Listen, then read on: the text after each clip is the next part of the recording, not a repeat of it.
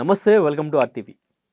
Tollywood actress Pratyusha కేసులో 24 years తర్వాత supreme court నుంచి ఫైనల్లీ ఒక జడ్జిమెంట్ వచ్చినప్పటికీ కూడా ప్రత్యూషకి సరైన న్యాయం ఇంకా జరగలేదంటూ కూడా తన తల్లి సరోజిని ఆవేదన వ్యక్తం చేస్తున్నారు. అయితే ఈరోజు మనతో పాటు social activist, RJ, Big Boss 8 contestant Shekhar Basha ఉన్నారు. తనకి ప్రత్యూషకి చిన్న పరిచయం ఉండింది. యాక్చువల్గా జయం మూవీ మాతోనే స్టార్ట్ చేయాల్సిందే, అక్కడే మాకు పరిచయం ఏర్పడింది అంటూ కూడా చెప్తున్నారు. అసలు ప్రత్యూష కేసులో ఏం జరిగింది, అప్పట్లో అసలు ఏం జరుగుండొచ్చు, ఇవన్నీ కూడా క్లియర్గా మాట్లాడే ప్రయత్నం చేద్దాం. హలో శేఖర్ భాషా గారు. ఎలా ఉన్నారు? ఇంతకుముందు ఇంటర్వ్యూ చూశాను మీది, షాక్ అయ్యాను. అంటే జయంలో యాక్చువల్గా నేనే హీరో అండ్ ఇంకా ప్రత్యూష హీరోయిన్, సో ఇద్దరిని ఫైనల్ చేశారు. సో కానీ లాస్ట్లో ఎందుకో మిస్ అయింది అని చెప్పేసి. ఏంటి అసలు ఆ స్టోరీ ఏంటి? నేను ఇంజనీరింగ్ చేసుకుంటూ ఈ మూవీ పెంచడంతో వచ్చేసి సెలవులు లేకపోతే అప్పుడప్పుడు ఎగ్గొట్టేసి వచ్చేసి ఏదన్నా ఇట్లాంటివి అనౌన్స్మెంట్లు ఉన్నప్పుడు ఇక్కడ ఫోటోలు ఒక ఎన్ని కాపీలు తీపించుకొని ఓకే వెనకాల ఫోన్ నెంబర్లు రాయడం వేయడం అలా చేస్తున్న టైంలో కొన్ని వచ్చేవి. అందులో కొన్ని చిన్న చిన్న సీరియల్స్లో ఏదో వన్ డే ఎపిసోడ్లు, చిన్న చిన్న గెస్ట్ ఎపిసోడ్లు, అంటే ఎక్కువ రోజులు కూడా మనం ఉండలేకపోయేవాళ్ళం, మళ్ళీ వెళ్ళిపోవాలి కాలేజ్కి. ఆ టైంలో జేఎం సినిమా నుంచి పిలిపి వచ్చింది, తేజ గారి ఆఫీస్ నుంచి. ఓకే, రామానంద్ గారిని క్యాస్టింగ్ డైరెక్టర్, ఆయన పిలిచారు. తర్వాత తేజ గారికి చూపించారు. తర్వాత 2-3 సీన్స్ యాక్ట్ చేయమని చెప్పారు, చూశారు, ఫైన్. తర్వాత ఒక 10 days వరకు రోజు వచ్చి రిహార్సల్స్ లాంటివి చేసుకోవాలి అని చెప్పారు. సరే, రోజు నేను వెళ్ళేవాడిని అక్కడికి. అలా కొన్ని సీన్స్ రిహార్సల్స్ ఇచ్చాడు.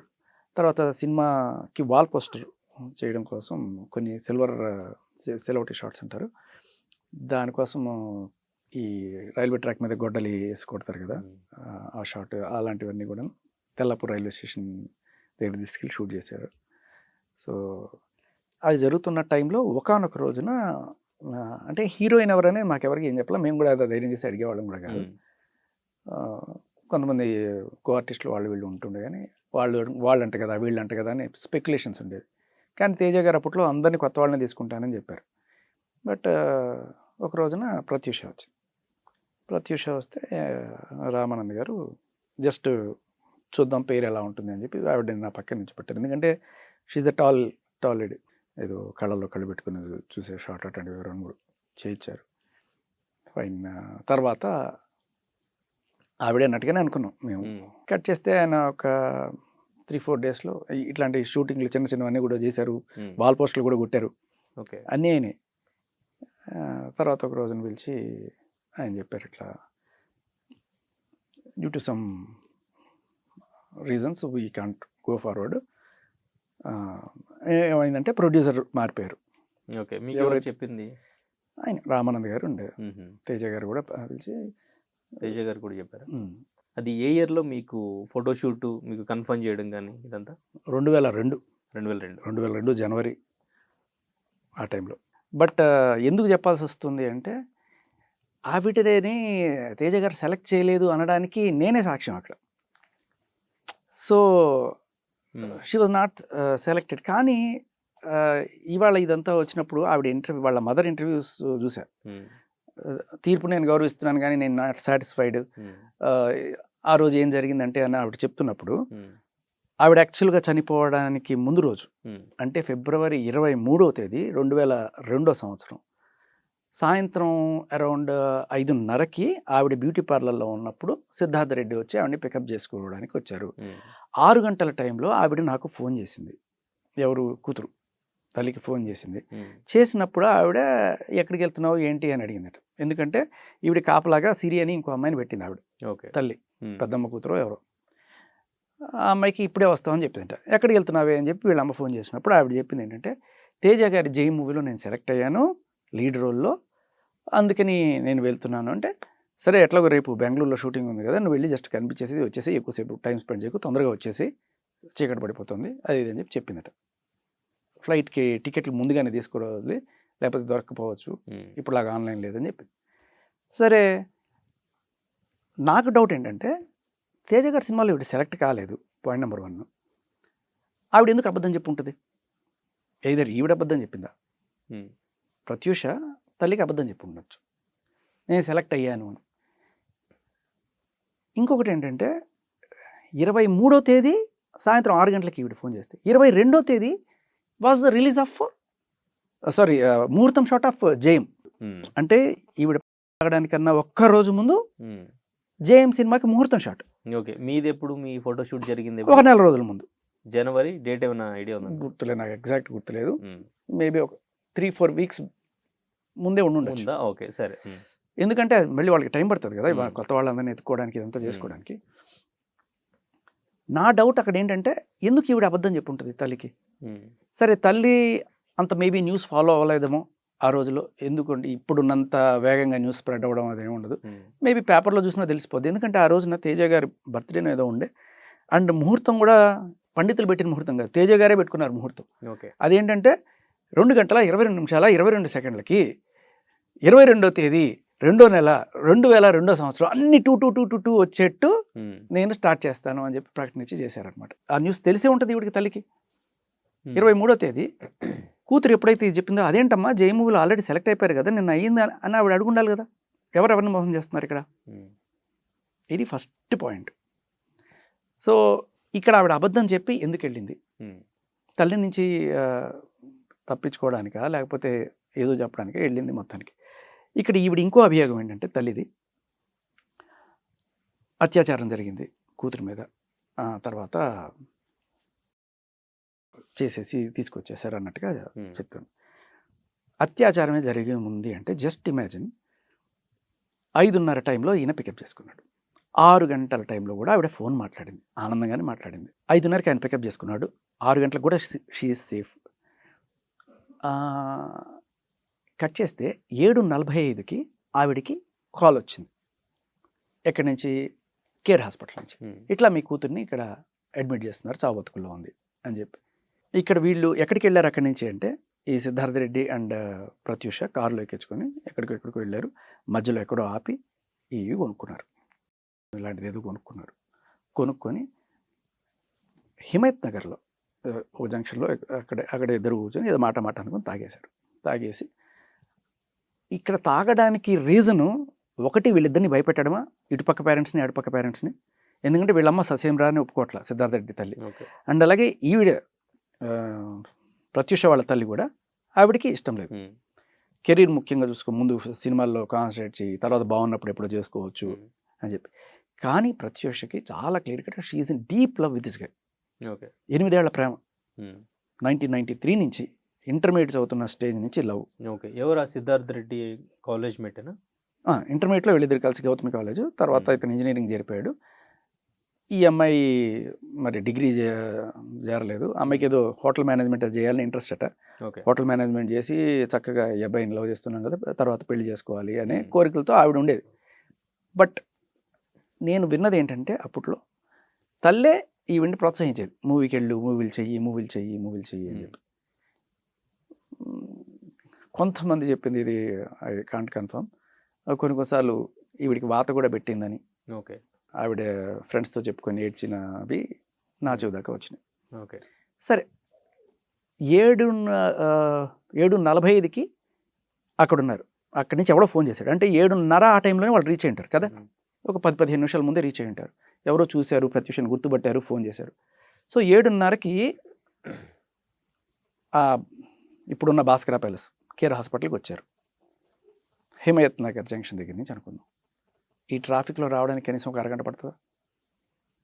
కార్లో అరగంట తీసేద్దాం అంటే 7 గంటలకి కనీసం అక్కడ బయలుదేరి ఉండాలి. 6 గంటలకి ఆవిడకి ఫోన్ చేసి బాగానే ఉందని చెప్పింది. 1 గంట లోపల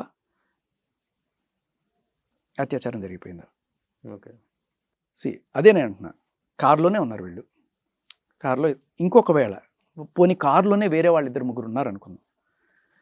అలా ఉన్నప్పుడు వీళ్ళిద్దరూ పడిపోతే, ఒకవేళ ప్లాన్ ప్రకారం అయితే మీరిద్దరు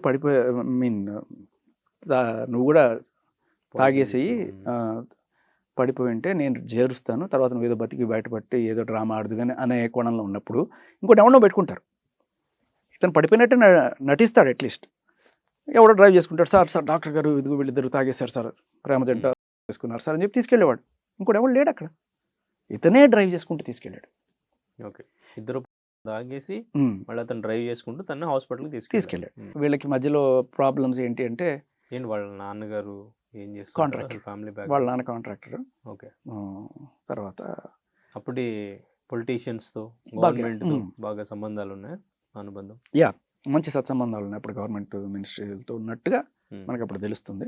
ఓకే, కానీ ఏంటి ఒక టాప్ పొజిషన్కి వెళుతున్న హీరోయిన్ అండ్ ఇంకా వీళ్ళిద్దరు ఎప్పటి నుంచో ఒకళ్ళకొకళ్ళు పరిచయం, ప్రేమించుకుంటున్నారు, వీళ్ళు యాక్సెప్ట్ చేయకపోవడానికి, అంటే ఇటువైపు అటువైపు యాక్సెప్ట్ చేయకపోవడానికి మెయిన్ కారణం ఒకటి క్యాస్ట్. ఇంటర్ క్యాస్ట్, వీళ్ళు రెడ్డిస్, వీళ్ళు ముదిరాజులు.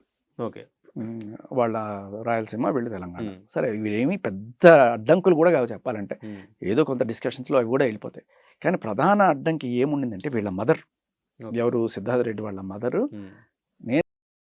నేను కానీ నువ్వు ఆమెను పెళ్లి చేసుకోవడానికి లేదు. ఓకే, ఎందుకు అంటే ఇది ఇప్పుడు సంగతి, ఈ జనరేషన్ కాదు, 25 ఏళ్ల క్రితం. జస్ట్ ఇమాజిన్, ఇప్పుడు ఆ అమ్మాయి, నువ్వు పెళ్లి చేసుకునే అమ్మాయి ఎవరెవరితోనో సినిమాల్లో హగ్గులు, కిస్సులు ఇవన్నీ చేసుకుంటూ అటువంటి దాన్ని తీసుకొచ్చి మా ఇంటి కోడలు చేస్తానంటే నేను ఒప్పుకోను. అండ్ అప్పట్లో ఈ క్యాస్టింగ్ కౌచులు ఇలాంటివన్నీ ఉంటాయి, ఇటువంటి వాళ్ళు మనకు వద్దు, మన ఫ్యామిలీలోకి వద్దంటే వద్దు అని ఆవిడ గట్టి కూర్చుంది. ఓకే, లేదమ్మా అమ్మాయి మంచిది, అలాంటిది కాదు, అలాంటిది కాదు, అలాంటిది కాదు. నిజంగా ఆ అమ్మాయికి ఇతనంటే సిన్సియర్ లవ్ ఉంది, అది ఆ విషయంలో ఎటువంటి డౌట్ లేదు. ఎందుకంటే ఆ అమ్మాయి చెప్పడం కాదు, ఆ అమ్మాయితో క్లోజ్డ్గా మూవ్ అయిన ఫ్రెండ్స్ వాళ్ళందరూ కూడా ఇప్పటికీ చెప్తారు చాలా ఇష్టపూర్వకంగా చేశారు. బట్ చాలాసార్లు ఏమవుతుంది అంటే, ఒక్కసారి సినిమాల్లో ఈ చమకు తమకులు ఇవన్నీ చూసిన తర్వాత నేను నెక్స్ట్ లెవెల్లో టాప్ హీరోయిన్ అయిపోతాను, నా కెరీర్కి వీడు అడ్డం పడుతున్నాడు అనుకునే టైంలో మెల్లగా వదిలించుకోవడానికి ట్రై చేస్తారు, ఇటువంటి ఏమన్నా జరుగుండొచ్చు అనే కోణంలో కూడా నేను ఆరాధించినప్పుడు షీ వాజ్ నెవర్ ఇంటూ ఇది, నాకు పెద్ద హీరోయిన్ అయిపోవాలి, ఆవిడ కళ్ళంతా అతను పెళ్లి చేసుకోవాలి, ఓకే, ఇతనితో హ్యాపీగా ఉండాలి అనేది ఆవిడ ఫస్ట్ నుంచి కోరుకుంటుందట. ఇతనికి కూడా ఆవిడ సినిమాల్లో చేయడం ఇష్టం లేదు చాలా వరకు, ఆపేయమని చెప్పేవాడు. ఈవిడ కూడా నేను సరే ఆల్రెడీ ఉన్న కమిట్మెంట్లు ఉన్నాయి, అవి అయిపోయాక ఆపేద్దాం. కానీ వీళ్ళ మదర్ మాత్రం she insisted to go on అని చెప్పినట్టుగా తెలుస్తుంది. ఓకే, ఆవిడ ఇంకో మాట అన్నారు అదే దీంట్లో, నా కూతుర్ని ఆ టైంలో అయినా సరే నా బుర్ర ఎందుకు పనిచేయలేదో, ఆవిడని తీసుకెళ్ళి వేరే హాస్పిటల్లో చేర్పించినా కూడా బతుకుండేది కదా అని.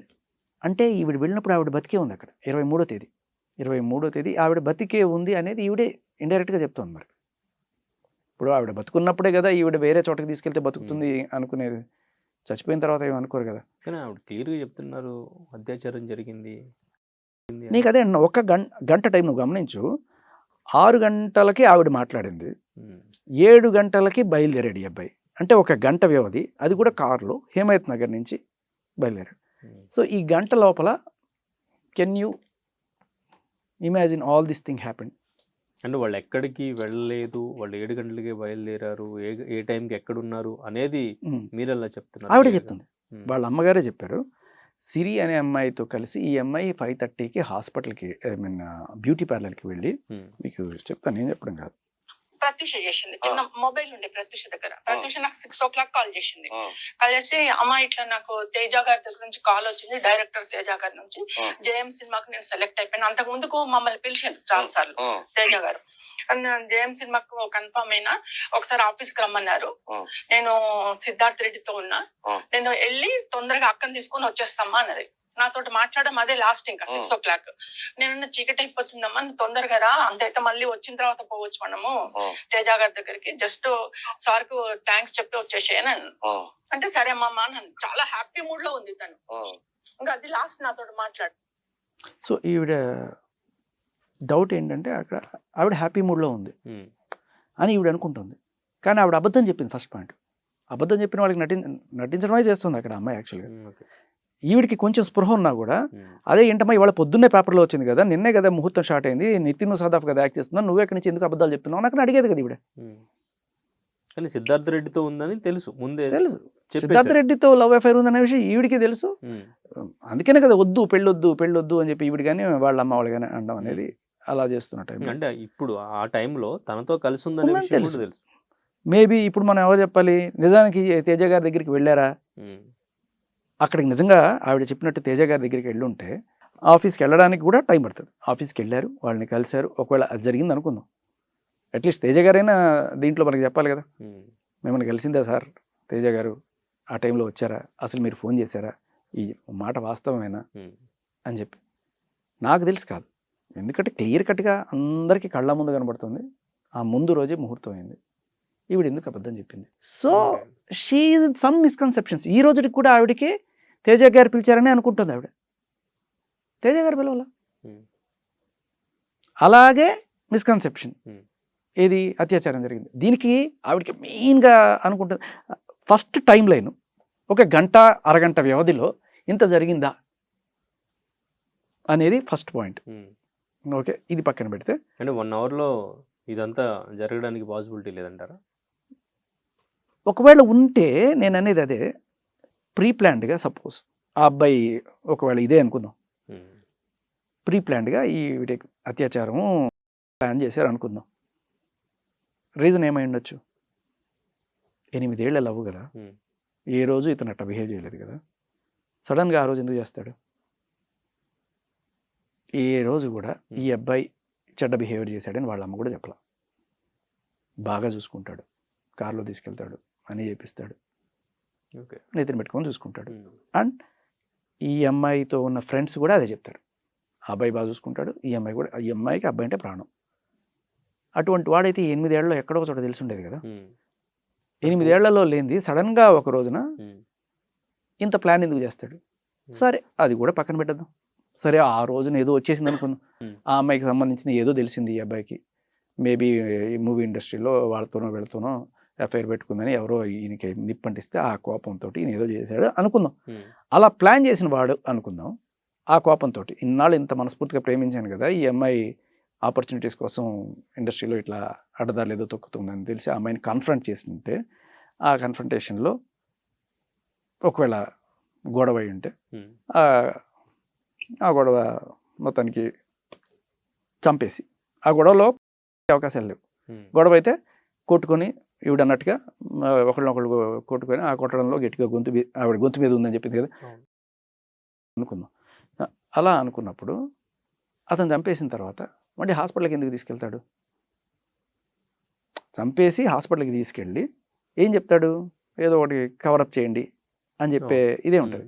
కానీ అక్కడ అమ్మని బతుకుంది కదా, ఇప్పుడు బతుకున్నప్పుడు తీసుకెళ్ళాడంటే దాని అర్థం ఏంటి? బతికించుకోవాలనే ఇదే ఉండాలి కదా. పోస్ట్ మార్టం రిపోర్టు చేంజ్ చేశారు అనేది కూడా ఆవిడ చెప్తున్నారు. మునుస్వామి అనే డాక్టర్ ఇచ్చిన రిపోర్ట్ని మార్చేసి తర్వాత మళ్ళీ వీళ్ళు గవర్నమెంట్ నుంచి వేరే ఒక 3 డాక్టర్లను పెట్టుకున్నారు, వాళ్ళు ఇచ్చిన రిపోర్ట్నే అక్కడ సబ్మిట్ చేశారు. దానికి సంబంధించి ఇప్పుడు నారాయణ రెడ్డి అని ఎవరో మాట్లాడుతున్నారు కదా, ఆయన కూడా ఇక్కడ క్యాస్ట్ని కూడా లింక్ చేసి మాట్లాడుతున్నారు. సో ఈయన కూడా రెడ్డి, సో వీళ్ళు మేనేజ్ చేశారు. ఇప్పుడు మీరు చెప్తున్నారు ఇదంతా ఓకే, అది ఏం జరిగింది? హాస్పిటల్కి వెళ్ళిన తర్వాత తను బ్రతుకున్నారా లేదా, అక్కడికి వెళ్ళిన తర్వాత అసలు వాళ్ళు ఏం ప్లాన్ చేశారు, వాళ్ళు ఇన్ఫ్లుయెన్స్ హాస్పిటల్లో ఉన్నప్పుడు బతికుంది అనడానికి వాళ్ళ అమ్మే సాక్ష్యం.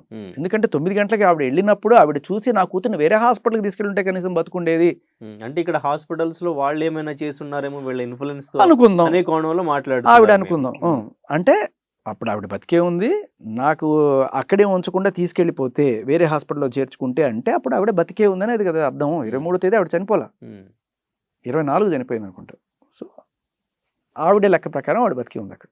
అంటే ఎన్నో పోస్ట్ మార్టం చేసిన ఒక డాక్టర్ మామూలుగా తట్టి లేపడానికి కొట్టింది, పించేసింది కానీ, లేదంటే సెలైన్ బాటిల్స్ ఎక్కించినవి అవి కానీ, వీటికి అక్కడ హత్య చేయడానికి ఏమైనా ఆధారాలు ఉన్నాయా అనే వాటికి డిఫరెన్స్ తెలియదు అంటారా? ఆయన ఎక్కువగా చేయడం వల్ల, లేకపోతే మేబీ 4-5 చూడడం వల్ల ఇది కూడా అదే కోవలో వచ్చి ఉంటుంది అని చెప్పి సస్పెక్టెడ్ అన్నట్టుగా రాసి ఉండొచ్చు. ఒకవేళ దాంట్లో అని కూడా ఆయన మెన్షన్ చేసినట్టుగా ఈవిడెవరో చెప్తున్నారు. ఒకవేళ అదైనా కూడా వీళ్ళిద్దరు లవ్లో ఉన్నారు కాబట్టి అది అత్యాచారమే కావక్కర్లేదు, వాళ్ళు ఇష్టపూర్వకంగా ఉన్నది కూడా అయ్యుండొచ్చు. ఎందుకంటే మీరు 7/G ఇప్పుడు ఉందామని కలిసి చూడండి, ఇద్దరు చచ్చిపోదాం డిసైడ్ అయిపోయినప్పుడు ఇవాళ ఆఖరి కాబట్టి ఇద్దరం ఒకటవుదాం అనుకునే ఇది కూడా ఉండొచ్చు. రిపోర్ట్ ఇచ్చిన మునిస్వామి చనిపోవడం కానీ, తర్వాత ఇదంతా మొత్తం కోర్టులో సాక్ష్యాలన్నీ కూడా తారుమారు అయ్యాయి అని తను చెప్పడం కానీ ఆవిడ చెప్పడం కానీ ఇదంతా కూడా వాళ్ళ ఇన్ఫ్లుయెన్స్తోనే జరిగిందని నమ్ముతున్నారు ఆవిడ. సి కొంతవరకు ఆవిడ నమ్మడంలో తప్పలేదు దానికి. అంటే ఆవిడే కాదు, ఇవాళ జనం చాలామంది కూడా ఇది జరిగిందని నమ్మడానికి సిద్ధంగా లేరు. అంటే ఎదుగుతున్న కూతురు, మంచి ఫ్యూచర్ ఉన్న కూతురు సడన్గా స్టార్టింగ్ స్టేజ్లోనే ఇలా జరిగితే ఖచ్చితంగా ఎవరికైనా ఆ బాధ ఉంటుంది. ఆ ఆక్రోశంలో ఇలాంటివి వచ్చే అవకాశం ఉంది. నేను ఆవిడని ఆ విషయంలో ఆ కోణంలోనే చూద్దాం. అంతేగాని ఎదుగుతున్న ఏదో కూతురు విధంగా సిద్ధార్థ రెడ్డి కారణం కాదంటారా? ఇప్పుడు ఇచ్చిన తీర్పు ఏంటంటే అబెట్మెంట్. ఇప్పుడు ఎవరన్నా సరే ఇది సరికొత్త తీర్పు, ఐ మీన్ చట్టం చేసినట్టే. ఇప్పుడు సుప్రీంకోర్టు తీర్పు ఇది ఆల్వేస్ చట్టం. అది ఏం చెప్తుందంటే ఎవరన్నా సరే ఇద్దరు ముగ్గురు మనం కలిసి చచ్చిపోదాం అనుకున్నప్పుడు అందులో ఎవడన్నా బతికేశాడంటే ఆయన తీసుకెళ్ళి లోపలేయండి. ఎందుకు అంటే వీళ్ళిద్దరు చచ్చిపోవడానికి ఇండైరెక్ట్గానో డైరెక్ట్గానో నువ్వు కారణం, వాళ్ళని ప్రోత్సహించిన వాడి లెక్కలో నిన్ను చూస్తున్నాం కాబట్టి ఇక నుంచి ఎవరైనా సరే ఇలా ప్రేయసీ ప్రియుడు ఉన్నప్పుడు ఇలా. అంటే ఇక్కడ మీరు ఏం చెప్తున్నారు? వీళ్ళిద్దరిది ఎవరిది తప్పు కాదు అంటున్నారా? ఇద్దరు పెళ్లి చేసుకోవడం కోసం న్యాయం జరిగింది అంటున్నారా? ఇద్దరు పెళ్లి చేసుకోవడం కోసం ఒక డ్రామా ఆడాలనుకున్నట్టు నాకు అనిపించింది. నా ఫీలింగ్. ఒక ధమ్కీ ఇద్దాం, దీని ద్వారా అయినా సరే మనం పేరెంట్స్ని కన్విన్స్ చేసి పెళ్లి చేసుకోవడానికి పనికొస్తుంది. ఎందుకంటే నేను క్లియర్ కట్గా తెలుసుకుంటున్నది ఈవిడికి సినిమా కెరీర్ కన్నా ఇతనితో ఉండడమే ఎక్కువ ఇష్టం. ఆయన చాలా మందిని అడిగి చూశాను, ఎవరు కూడా అంటే పెద్దగా ఇన్ఫర్మేషన్ తెలియదు, నీకు తెలిసినా కూడా కొన్ని మాట్లాడకూడదు అని చెప్పారు. మీరు అసలు ఏ సోర్స్తో మాట్లాడుతున్నారు? మీకు డైరెక్ట్గా ఆవిడ ఫ్రెండ్తోనే మాట్లాడించిన ప్రత్యూష ఫ్రెండ్. నాకు 7:45 ఆవిడ డాన్స్ నేర్చుకునేది. ఆవిడ పంజగుట్లో. హలో అమ్మా, నేను ఒక ఇంటర్వ్యూలో ఉన్నాను, మీరు పేరు చెప్పకుండా మాట్లాడతానంటే. హలో అమ్మ, వినబడుతుందా నా మాట? నేను ఒక ఆర్టీవీలో ఒక ఇంటర్వ్యూలో ఉన్నాను, మీరు ఇష్టం లేకపోతే పేరు చెప్పొద్దు, ఒకవేళ పేరు చెప్పాలనుకున్నా ఓకే, మీరు చెప్పకుండా మాట్లాడాలి అనుకుంటే వాళ్ళు జస్ట్ వాళ్ళ రిలేషన్ గురించి ఒక మాట మాట్లాడగలరా? యా, ఒక్క నిమిషం, నేను స్పీకర్ ఆన్ చేస్తున్నామ్మా. యా, ప్రత్యూష్ గారి ఫ్రెండ్ కస్తూరి గారు. కస్తూరి, ఓకే. హలో హలో అమ్మ, ప్రత్యూష మీకు ఎప్పటి నుంచి పరిచయం? తను డాన్స్ క్లాస్ కి సేమ్ నా బ్యాచ్ అండి తను చేసింది. 98, 99. ఓకే, సో అప్పటికి ఆ సంవత్సరంలో మీకు పరిచయం 98, 99లో అంతేనా? అవును. సో అప్పటికి ఆవిడకి అంటే 95లో ఇంటర్మీడియట్ అయిపోయింది. ఒక 3 years ఆవిడ సో ఇండస్ట్రీలో ట్రై చేసుకుంటూ ఇలా డాన్స్లు నేర్చుకుంటూ మీ దగ్గర. అప్పుడు మీకు సిద్ధార్థ రెడ్డి కూడా కనిపించాడు ఎప్పుడన్నా ఆవిడతోటి? అతను వచ్చేవాడు కదా కలవడానికి. ఓకే, సో రెగ్యులర్గా వచ్చేవాళ్ళ? రెగ్యులర్ గా వచ్చేవాడు క్లాస్ కి. అమ్మాయి ఇప్పుడు గౌతమి కాలేజ్ ఉండింది కదా అక్కడ ఎస్ఆర్ నగర్ లో. అవును, అక్కడ చదువుకుని వచ్చేవాడు, క్లాస్ కి వచ్చేవాడు. ఓకే, ఎట్లా ఉండేది వాళ్ళిద్దరి రిలేషన్? కొట్టుకుంటుండేవాళ్ళ, బాగా హ్యాపీగా ఉండేవాళ్ళ? హ్యాపీగా అంటే అమ్మాయి సీరియస్ గా ఉంది తన విషయంలో. అంటే సీరియస్ అంటే ఇష్టం, అబ్బాయి అంటే ఇష్టం, చాలా ఇష్టం అన్నమాట, చాలా ఇష్టము. అబ్బాయి కూడా ఇష్టంగానే ఉన్నారు. ఓకే, ఇద్దరు ఇష్టంగానే ఉన్నారు. అంటే ఎక్కడికి వెళ్ళినా వచ్చేవాడు తను. క్లాస్ కి వచ్చినప్పుడు గానీ వెళ్ళేటప్పుడు గానీ ప్రతిదీ అప్డేట్ ఇచ్చేది తను. ఓకే, సో పెళ్లి చేసుకోవాలనే ప్లాన్ లోనే ఉన్నారు? అవును, పెళ్లి చేసుకోవాలన్న ప్లానింగ్ లోనే ఉన్నారు. మరి ఈ అమ్మాయి ఎందుకమ్మా చదువు? యాక్చువల్లీ అమ్మాయి చెప్పండి. చదువు అంటే అసలు అమ్మాయికి ఇష్టమైంది హోటల్ మేనేజ్మెంట్ కోర్సు. దానికి సినిమాలు అంటే అంత పెద్దగా ఇంట్రెస్ట్ లేదు అప్పుడు. ఓకే, సో వాళ్ళ ఇంట్లో వాళ్ళ ఫ్యామిలీ వాళ్ళు తనని హీరోయిన్ గా చూడాలనుకున్నారు కాబట్టి నేర్చుకుంది, కానీ తనకి స్వతహాగా సినిమాలు అంటే ఇష్టం లేదు. ఒక మంచి హ్యాపీ లైఫ్. ఓకే, ఫ్యామిలీ వాళ్ళు చెప్పడం అయితే నాకు స్వయంగా ఎవరో చెప్తే వినడం కాదు, ఎవరో చెప్పేదట అట కాదు, నాతో పర్సనల్ గా, నాతో క్లోజ్ గా, తన క్లోజ్ ఫ్రెండ్ కాబట్టి నాతో మాట్లాడడం అయితే ఒకటే. తను చెప్పడం అంటే హోటల్ మేనేజ్మెంట్ కోర్సు, తర్వాత మ్యారేజ్ చేసుకొని హ్యాపీగా లైఫ్ లీడ్ చేసుకోవాలనేది తనకి గోల్ అనమాట. యాక్చువల్ తనకి ఇంట్రెస్ట్ అదే ఫస్ట్ నుంచి కూడా. ఓకే, సో ఆ టైంలో పెళ్లికి వద్దంటున్నారనే విషయం మీకు ఏమైనా ఐడియా ఉందా?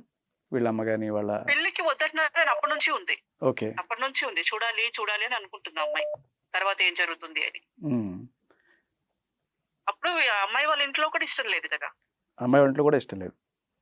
ఇష్టం లేదు, తెలియకుండానే మాట్లాడేది అమ్మ తను. ఇక్కడ ఇంట్లో తెలియకుండానే అక్కడ పిలిచేది. ఆ అమ్మాయికి చదువుకోవాలన్నా కూడా వాళ్ళ ఇంట్లో ఎవరు లేరు కదా, వాళ్ళ నాన్నగారు చనిపోయారు, వాళ్ళ అమ్మాయి కదా ఉండింది, వాళ్ళ అమ్మాయి చదివించలేదంటారా? చదివించడం అంటే వాళ్ళ మదర్ కి ఇండస్ట్రీలో ఇష్టమట, ఇండస్ట్రీలో తన్ని తీసుకురావడం, నాతో చెప్పడం. ఇప్పుడు ఇంటర్మీడియట్ అయిపోయిన తర్వాత జనరల్గా ఇప్పుడు ఆవిడకి ఇష్టమైన హోటల్ మేనేజ్మెంట్ చేర్చకుండా తల్లే ప్రోద్బలంతో ఆవిడని సినిమాల్లోకి తీసుకొచ్చారు, అంతేనా? అవును అవును అవును. ఎప్పుడైనా తల్లితో కంప్లైంట్ చేసేదా, నాకు సినిమాలు వద్దు, నేను చదువుకుంటాను, లేకపోతే సిద్ధార్థని పెళ్లి చేసుకుంటాను? చెప్పిందట. ఓకే. ఎప్పుడన్నా తల్లి మందలించేది, కొట్టేది, లేకపోతే ఎట్లాంటివి ఏమన్నా జరిగిన ఇన్సిడెంట్లు ఏమన్నా షేర్ చేసుకున్నారు మీతోటి? లేదు, కొట్టడం అంటూ ఏం లేదు కానీ తన ఇంట్రెస్ట్ ఈవిడి మీద అన్నమాట. అంటే ఈ సినిమాలకి ఎంత బాగుండేది అని ఉమ్. ఆ మదర్ ఇంట్రెస్ట్ తో నేను వచ్చాను ఫీల్డ్ కి అని చెప్పి డాన్స్ నేర్చుకున్నప్పుడు మాట్లాడుకునే వాళ్ళం కదా. అవును. అప్పటికి ఇంకా అమ్మాయి సినిమాలు చేయట్లేదు, ఓకే. ఇంకా సినిమాలోకి స్టార్ట్ అవ్వలేదు, ఓకే. ప్రాక్టీస్ లోనే ఉన్నారనమాట. తను ఇంకా దాసరి గారు అబ్బాయి అరుణ్ కుమార్ గారు, ఉమ్. ఓకే. జాకీ గారు, ఓ. ఇట్లా అందరూ అప్పుడు క్లాస్ కి వచ్చిన టైంలో తను నాతో మాట్లాడిన విషయాలు ఇవన్నీ. ఓకే. ఒక్క నిమిషం యాంకర్ మాట్లాడతారా అనింద్రా ఒకసారి, మీకేమైనా డౌట్ ఉంటుంది? కస్తూరి గారు, చెప్పండి. ఈ తేజ గారి మూవీకి సంబంధించి మీతో ఏమైనా షేర్ చేశారా? జయం మూవీకి సెలెక్ట్ అయ్యామని ఇట్లా? లేదండి, ఆ టాపిక్ రాలేదు. ఆ సంవత్సరం కాదు. రాలేదా? అది 2002, లేదు. వీళ్ళు 99, 98. అంటే 99, వెళ్ళింది 98. తను వెళ్ళిన తర్వాత కాంటాక్ట్ లో ఉన్నప్పుడు వెళ్ళింది కానీ సెలెక్ట్ అవ్వడం అనే టాపిక్ అయితే రాలేదు. ఓకే. మీరు అంటే 98 వరకా మీతో? 99. 99 వరకు. 98 2000 వరకు కూడా కాంటాక్ట్ లో ఉంది. తర్వాత సినిమాలు వెళ్ళిన తర్వాత సినిమాలకి బిజీ అయిపోయిన తర్వాత కాంటాక్ట్స్ తగ్గాయి అన్నమాట. ఓకే. సినిమాకి బిజీ అయిన తర్వాత. సినిమా బిజీ అయిన తర్వాత కాంటాక్ట్ తగ్గింది. తర్వాత మామూలుగా తనతో ఉండే ఫ్రెండ్స్ తో మేము మాట్లాడుకుంటూ ఉండేవాళ్ళం అనమాట. తను బిజీ అయింది కదా, బాగుంది కదా సినిమాలో, ఇలా మాట్లాడుకోవడం. ఆ టైంలో హీరోయిన్స్ అయిన వాళ్ళతో ఓకే. క్లాస్ కి వచ్చిన. కానీ లాస్ట్ డే ఏం జరిగింది అనేది మీకు ఏమైనా ఐడియా ఉందా? అసలు సిద్ధార్థ రెడ్డి వాళ్ళిద్దరూ ఎక్కడికి వెళ్ళారు, ఏం జరిగింది, హాస్పిటల్కి ఎలా వెళ్ళారు, ఎవరు తీసుకెళ్లారు, ఇది ఏమన్నా మీకు అప్పట్లో అంటే మీరు డైరెక్ట్గా మీరు అక్కడ చూడకపోయినా ఎవరో ఒకళ్ళు చెప్పింది ఉంటుంది, మీరు తెలుసుకునే ఉంటారు కదా అప్పుడు? అవునవును, తెలుసుకున్నాము. అసలు మాకు కోలుకోలేదు, అసలు అర్థం కాలేదు. ఎందుకంటే మాతో అంత క్లోజ్ గా ఉన్న అమ్మాయి సడన్ గా అట్లా అయిపోయింది. అందులో అప్పుడు వచ్చిన వార్తలు ఏంటంటే అవన్నీ అన్నారు. అసలు మాకు అది అర్థం కాలేదు చాలా వరకు. ఎందుకంటే ఇది ఏదో తీసుకెళ్లిపోయి చేయడం అని కాదు కదా. ఆ అమ్మాయి ఎప్పటి నుంచో లవ్ లో ఉన్నారు ఇద్దరు. అబ్బాయి సిద్ధార్థ క్లాస్ కి వచ్చినప్పుడు గానీ తీసుకెళ్ళినప్పుడు గానీ తను అంత మూవ్ ఆన్ అయినప్పుడు ఏం జరిగింది, అసలు ఎందుకు వచ్చారన్నది అప్పుడంతా కన్ఫ్యూజన్ అండి. ఓకే. అసలు ఎందుకు ఆ టాక్ ఎందుకు వచ్చింది అనేది. ఓకే. అది పక్కన పెడితే అసలు ఆ రోజు వాళ్ళిద్దరూ హాస్పిటల్కి ఏ సిచ్యుయేషన్లో వెళ్ళారు, ఎవరు జాయిన్ చేశారు, ఇదేమైనా మీకు అప్పట్లో ఎవరైనా మీతో షేర్ చేసింది ఏమైనా ఉందా? మీరు కనుక్కుని ఉంటారు కదా. మాకు తెలిసిన మట్టుకైతే సిద్ధార్థ వాళ్ళిద్దరే కాదు, ఇంకెవరో ఉన్నారు అని మట్టుకే తెలిసింది. అంటే వినడం మట్టుకే, నాకు పర్టికులర్ గా ఐడియా లేదు. ఇంకొక 2-3 ఉన్నారు కారులో అన్న మట్టుకే తెలుసు నాకు. అది ఫ్రెండ్స్ అయి ఉండొచ్చు, ఎందుకంటే ఇక్కడ కలవడానికి వచ్చినప్పుడు మా క్లాస్ టైంలో కలవడానికి వచ్చినప్పుడు కూడా సిద్ధార్థ్ ఒక్కడు వచ్చేవాడు కాదు, వాళ్ళ ఫ్రెండ్స్ తోనే వచ్చేవాడు. ఓకే. ఓకే. ఫ్రెండ్స్తో వచ్చేవాడు. ఓకే. మీరేం నమ్ముతున్నారు అంటే ఫ్రెండ్స్ వీళ్ళందరూ కూడా ఏమైనా చేశారు అనేది మీరు నమ్ముతున్నారా? వాళ్ళ అమ్మగారు అదే చెప్తున్నారు. లేదు, నేను ఫ్రెండ్స్ అవి ఇవని నేనేం నమ్మడం లేదండి. కాకపోతే ఏంటి అంటే వాళ్ళు ఇంత జెన్యున్ గా ఇద్దరు అంటే చచ్చిపోయేంత ఉండకూడదు అని. ఎందుకంటే అమ్మాయి చచ్చిపోయేంత పిరికిదైతే కాదు. అది తాగేసి తన లైఫ్ స్పాయిల్ చేసుకునే అంత ఆ మెంటాలిటీ అయితే కాదు.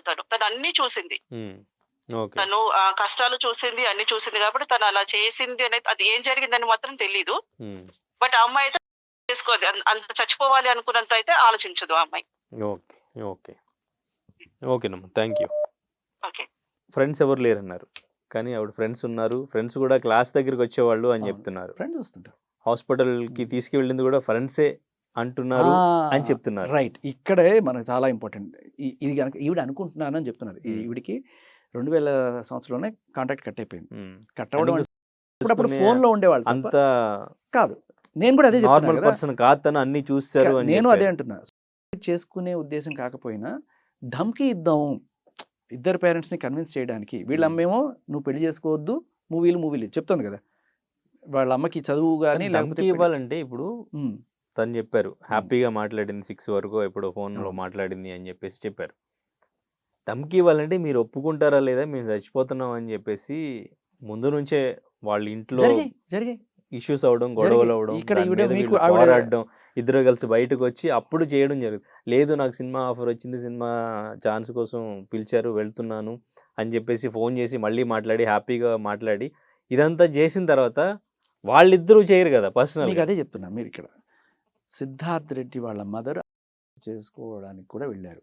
నువ్వు కనుక అమ్మాయిని పెళ్లి చేసుకుంటాను అనే స్టేజ్ ఓకే ఆవిడ వెళ్ళారు. ఇప్పుడు ఈవిడ వీళ్ళిద్దరు వీళ్ళ ఇంట్లో వీళ్ళ- మాట్లాడతారు కదా, అప్పుడు సీరియస్ సిచ్యువేషన్ వచ్చింది. అవును. ఇంట్లో సీరియస్ సిచ్యువేషన్ వచ్చినప్పుడు వీళ్ళు కూడా సీరియస్గానే ఇంట్లో పోరాడి వాళ్ళు ఇంకా ఎగనెస్ట్గా మాట్లాడుతుంటే ఇంకా అవ్వదు అన్న సిచ్యువేషన్లో వాళ్ళు భయపెట్టడానికి వాళ్ళతోనే డైరెక్ట్గా చెప్పి లేదు మేము ఇట్లా చేస్తున్నామని అట్లీస్ట్ లాస్ట్గా ఫోన్ కాల్ చేసి మేము ఇట్లా బ్రతికితే కలిసి బ్రతుకుతాం లేదంటే లేదు అని వాళ్ళు అట్లీస్ట్ చెప్పాలి. కానీ తను లాస్ట్గా మాట్లాడింది చాలా హ్యాపీగా సరదాగా నాకు సినిమా ఛాన్స్ వచ్చింది సిద్ధార్థతో ఉన్నాను నేను అని చెప్పేసి మాట్లాడారు కదా. హ్యాపీగా అనేది అక్కడ అబద్ధం ఉంది అనేది నువ్వు గమనించాలి. పోనీ హ్యాపీగా ఉండేది అబద్ధమే. అట్లీస్ట్ అసలు ఆ టాపిక్ రావాలి కదా. మీరు అసలు మమ్మల్ని ఒప్పుకోవట్లేదు పెళ్లి చేసుకుందాం అంటే కలిసి బ్రతుకుదాం అంటే మాకు వేరే ఆప్షన్ లేదు మేము ఇట్లా చేస్తున్నాం మీరు ఒప్పుకుంటారా లేదా అని అట్లీస్ట్ అది మాట్లాడాలి కదా.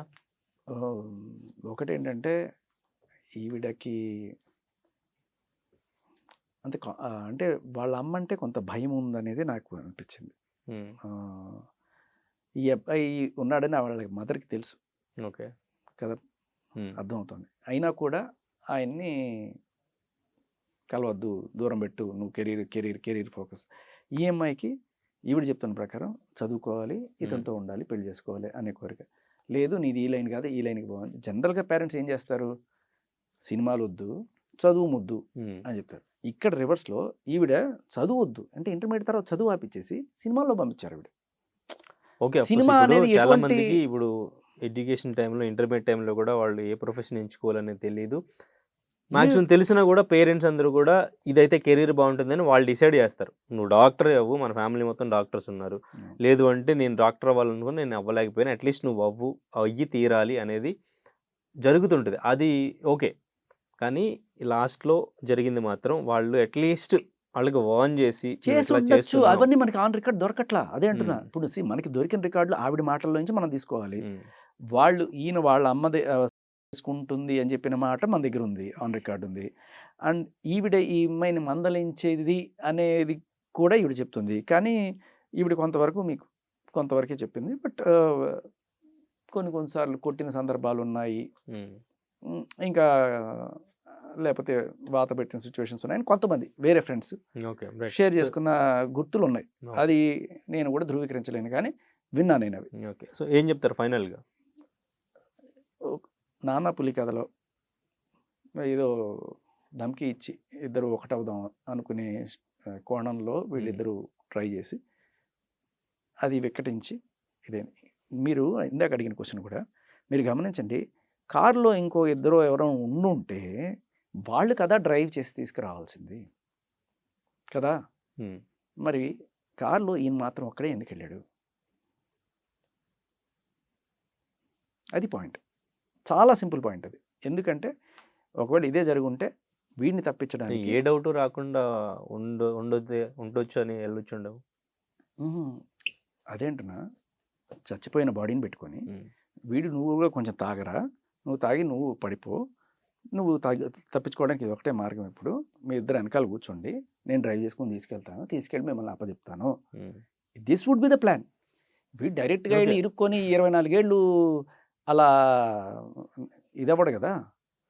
మీరు గమనించండి,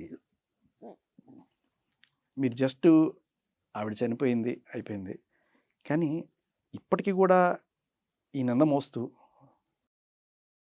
చేశాడు అని చెప్పి నింద మోస్తూ ఎవరు చెప్పినా, సుప్రీంకోర్టు చెప్పినా కూడా జనాలు ఇప్పుడు మీరు కూడా నమ్మడానికి కొంత వెనకాడుతున్న సిచ్యువేషన్.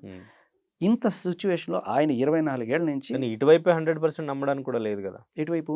అబ్బాయి వైపు నింద మోస్తున్నాడు అని 100% ఎలా అంటారు? ఈవిడ మాటల్లో వీళ్ళిద్దరిది ప్యూర్ లవ్, ఏ రోజు కూడా ఇద్దరు జెన్యున్గానే ఉన్నారు. అండ్ ఆ అబ్బాయి రోజు ఆ అమ్మాయి దింపడానికి తీసుకెళ్ళడానికి వచ్చేవాడు. ఎందుకు? ఒక పొసెసివిటీ. ఎవరన్నా చూస్తారో, ఎవరో లైన్ వేస్తారో. అది పీక్స్కి వెళ్ళినప్పుడు ఏమైనా చేస్తారు కదా. అవుతుంది, నేను దాన్ని కాదను. కానీ పీక్స్కి వెళ్ళినప్పుడు కొట్టడాలు చంపడాలు ఉంటాయి, కానీ వేరే వాళ్ళని తీసుకొచ్చి ఆమెను వేరే వాళ్ళు ముట్టుకుంటేనే నాకు కోపం వస్తుంది, వేరే వాళ్ళు చూస్తేనే కోపం వస్తుంది అనేది పొసెసివ్నెస్. అటువంటి పొసెసివ్నెస్ ఉన్నప్పుడు వాడు ఎవడన్నా చూస్తే ఈవెన్ కొట్టడమో లేకపోతే వాడిని కొట్టడమో చేస్తాను తప్ప వాడిని తీసుకొచ్చి చెప్తారు కదా. పాయింట్ అర్థమైందా?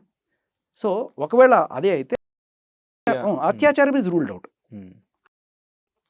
కుడ్ బి ఓకే, ఒకవేళ నువ్వు చెప్పినట్టు పొసెసివ్ అనేది ఉండుంటే. కానీ అక్కడ ఆధారాలు అంత ఇదిగా లేవు. అంటే ఒకవేళ చంపేసి ఉండుంటే చంపేసి తీసుకెళ్ళి అక్కడ ఏదో మీరు అన్నట్టుగా డాక్టర్లని వాళ్ళని మాయ చేసేటైతే వాళ్ళకి ఏదో డబ్బులు ఇచ్చి మేనేజ్ చేసుకునేవాడు. ఒకవేళ ప్రీ ప్లాన్డ్ ఏ ఉండుంటే ఆ మురత్నం నాయుడో లేకపోతే ఆయన ఎవరో ఇచ్చిన ఇది కూడా మారిపోయిండేది కదా. అది ప్రీ ప్లాన్డ్ కాదు కాబట్టే కదా ఆయన ఇష్టం అలా వచ్చేసింది. అంత ప్రీ ప్లాన్ ఉంటే, అంత ఇన్ఫ్లుయెన్స్ ఉంటే ఆ పోస్ట్ మార్టం రిపోర్టు ఆయన అనుకూలంగా ఎందుకు తెప్పించుకోలేకపోయాడు? ఓకే, ఇప్పుడు లొంగిపోతాడంటారా? ఒక 4 weeks ఇంత టైం ఇచ్చినట్టున్నారు. అదే అంటే 2 ఏళ్ళు వేసారు, అందులో ఎంత పడుతుందో చూడాలి. కానీ ఇక్కడ మనం మాట్లాడుకోవాలి, అబ్బాయిది తప్పలేదంటారు మీరు ఫైనల్లీ? తప్పే, ఎవరైనా సరే చేసుకోవడం అనేది తప్పు. ఇప్పుడు చాలా క్లియర్ కట్గా ఒక ప్రాణం, నిండు ప్రాణం పోయింది అండ్ అలాగే ఈయన కూడా చచ్చిపోయేవాడు. ఇలాంటివి చాలామంది జరుగుతుంటాయి. ప్రేమికులు చాలామంది చేసుకున్న ప్రేమికులు రీసెంట్గా పేపర్లో కూడా మనం చూసాం. పొరపాటున ఎవరో ఒకళ్ళు బతుకుతారు అనుకోండి, వాళ్ళు జీవితంలాగానే ఆ బాధల్లోనే బతుకుతారు. తర్వాత ఇంకా పేరెంట్స్ వాళ్ళు మేమేమైపోతాం రా ఆ బాధలన్నీ చూసిన తర్వాత సరే కొన్నాళ్ళకి కోలుకొని చేస్తారు. కానీ వాడిని జీవితకాలం వెంటాడుతూనే ఉంటుంది. దానికి తోడు ఇక్కడ సొసైటీ అంతా. రైట్. ఒక పాయింట్ చాలా ఇంపార్టెంట్ ఏంటంటే, మన చట్టంలో 24 ఏళ్ల పాటు ఈ మనిషిని ఒక దోషిగా, ఒక నిందితుడిగా, ఒక అత్యాచారిగా, ఒక వాడిలాగా చిత్రీకరిస్తూ వచ్చారు. ఇవాళ సుప్రీంకోర్టు ఇది కాదయ్యా, ఇది కేవలం వాళ్ళిద్దరు చేసుకున్న సుప్రీంకోర్టు జడ్జి చెప్పినా కూడా జనాలు ఎక్కడో ఒక చోట ఇది చేసుకునే స్టేజ్కి కారణం ఏంటంటే జస్ట్ ఒక తప్పుడు పోస్ట్ మార్టం రిపోర్ట్. అది దీన్ని చాలా క్లియర్ కట్గా జడ్జి గారు, సుప్రీంకోర్టు జడ్జి గారు కనిపించారు. ఇప్పుడు ఆయన కూడా ఇన్ఫ్లుయెన్స్ చేశారంటే లేదు, తను పోనీ ఓకే చేసుకోవడానికి తను ఇన్ఫ్లుయెన్స్ చేసి ఉండొచ్చు కదా, తనే బాటిల్ తీసుకొచ్చారని చెప్తున్నారు మీరు. సో దాని ప్రకారం చూసుకున్నా తన లైఫ్ని తను క్లోజ్ చేసినట్టే కదా. అదే అంటున్నా, అందుకనే చేశారు. Okay, right. సో ఏం చెప్తారు? బలవంతంగా తాగించడం వేరు, ఇద్దరు కలిసి ఒక ఇది అనుకొని తాగడం వేరు. లేకపోతే ఆయనే అడిగినందుకు ఈవిడే అడుగుండొచ్చు కదా. ఏం జరిగిందో మనకి తెలియదు కదా. ఈవిడే అడుగుండొచ్చు, ఈవిడే కలిపి ఉండొచ్చు, ఈవిడే తాగమని ఉండొచ్చు, ఎవరికి తెలియదు మనకి. Right, right. Thank you so much. చరిత్ర సృష్టించినోడు ఇప్పుడు ఆ చరిత్రని తిరగరాయబోతున్నాడు. అబద్ధాల గోడల్ని బద్దల కొట్టి నిజాలను రాగా మీ ముందుంచబోతున్నాడు. నిజమైన వార్తల కోసం వెంటనే డౌన్లోడ్ చేసుకోండి రా యాప్ని.